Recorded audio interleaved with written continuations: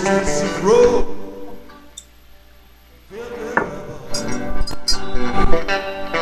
Ancient footprints are everywhere. This has been a fun project for me. You can almost think what you see and I've taken designs that I built last year, combined it with some new circuitry, software, to bring together one package that really does exactly what I set out to achieve. I built this into a brushed aluminum case labeled with this water slide decal material, inkjet printable, and it looks pretty good. On the front panel, the bezel is from the manufacturer of the two-line LCD display. There are some push buttons for operational control, and there's an encoder for data entry.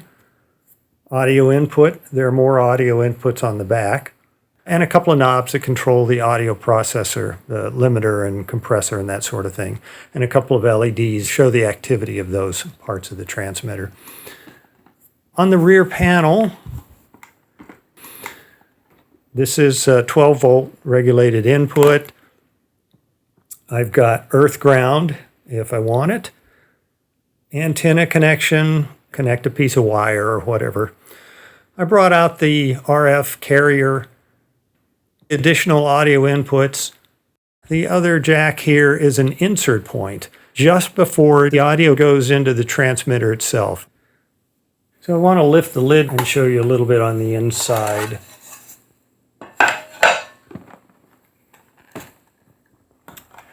Now, probably the most eye-catching part of this is this metal box here. This box was a 1-gallon tin container of olive oil. I ran into trouble with the compressor limiter section, which is inside.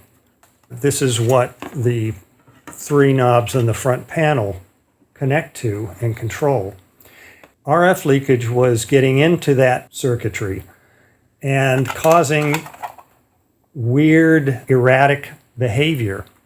So I hammered out this tin box and also shielded the wires that go from the circuit board in there to the 3 knobs in the front.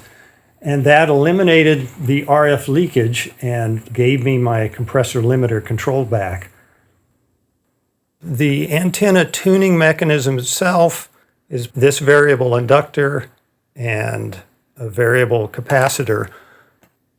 This inductor, I've got here, here's a prototype version of that inductor. It's acrylic coil form, 1/2 inch inside, 5/8 outside, so it's fairly thin acrylic.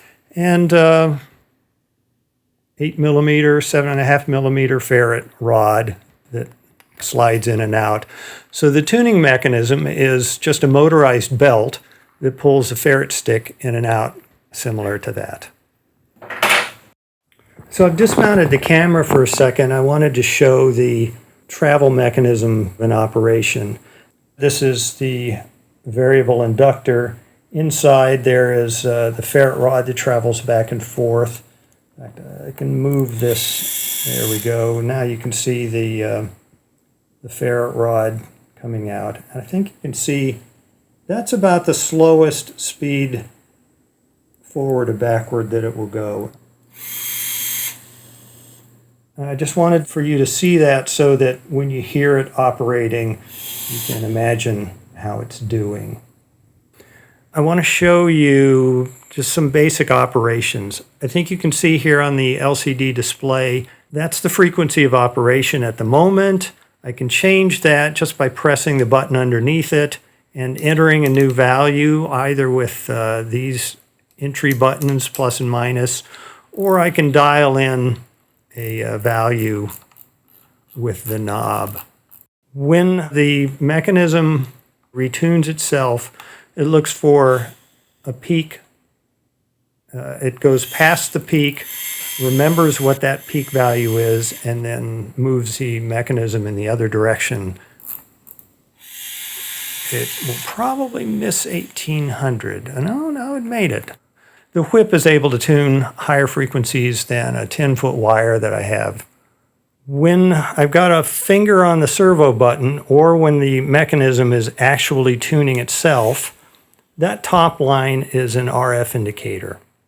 You may also notice there's a milliwatt display here.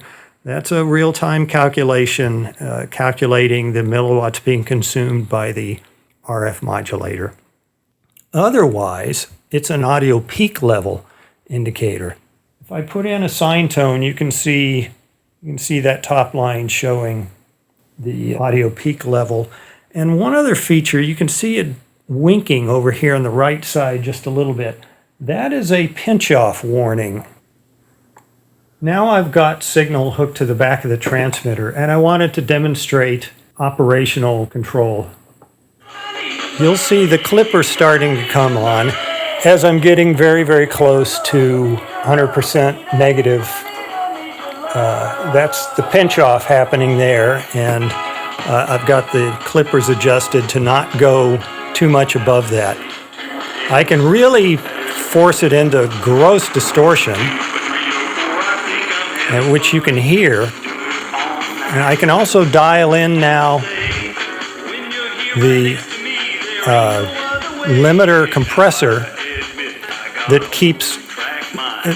sort of keeps the dynamics in the range that we want. So I can go from awful